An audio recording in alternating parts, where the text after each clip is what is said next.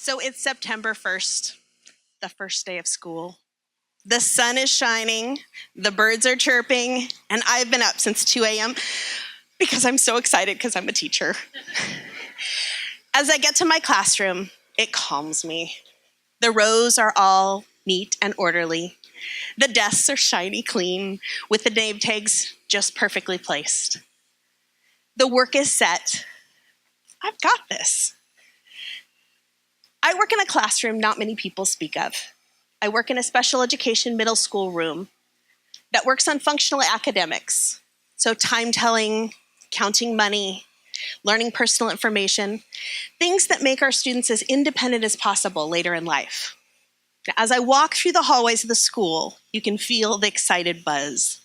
My kids jump off the bus and run to the classroom. The bell rings, the day starts.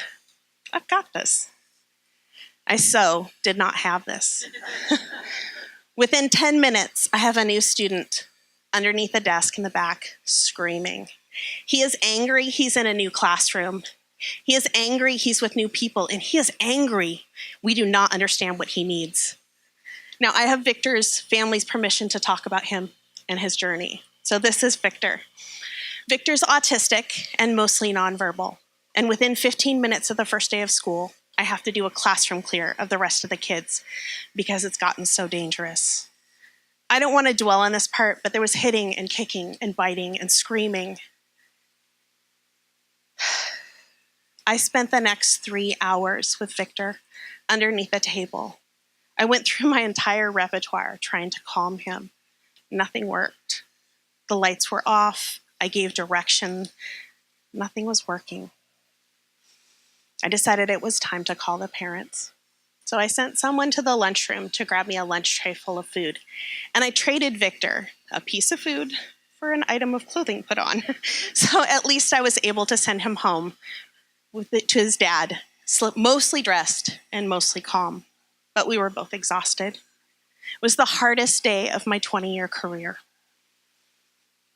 As I put myself in Victor's shoes that night, I felt lonely and scared. Now, I'm going to fast forward 3 years, and I am cheerfully getting ready to send Victor to high school. He's integrated into 2 special education or general education classes every single day. He does track with over 100 kids. He is an amazing young man with a brilliant future. He is so smart. He can count money up to $100 in exact change. He can tell time to the minute because every student can succeed. Victor plays in track and does lunchroom activities. He has accommodations that make him successful in his life. Now, I'm not going to say the years in between were anything but easy. We had to start and learn what Victor needed. He needed tons of sensory input. We had to build in breaks every 10 minutes so Victor could run and jump and play and get that energy out so he could focus on his behavior. He needed a weighted vest and a stretchy suit to give him input. And he needed carrots for the back of his jaw to give him that sensory input to keep him calm. I can't tell you how many days I went home with bags of carrots shoved in my pants pockets. He also needed time away from people and noise. So we set up a separate classroom for Victor and his 2 paraeducators where he worked that first year almost by himself. And the final thing is he needed friends. Every special education student deserves to be integrated with their peers.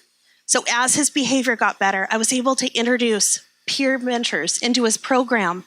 He could hang out, exercise, read, and just be a kid. Now, Victor came into middle school like a whirlwind, but he will go out like the capable young man he is. I won't want you to leave here thinking about what Victor can't do, but what he can do when a program is developed to focus on his strengths and his needs. So don't judge a book by its cover or student by their first day, because every student can succeed. Thank you.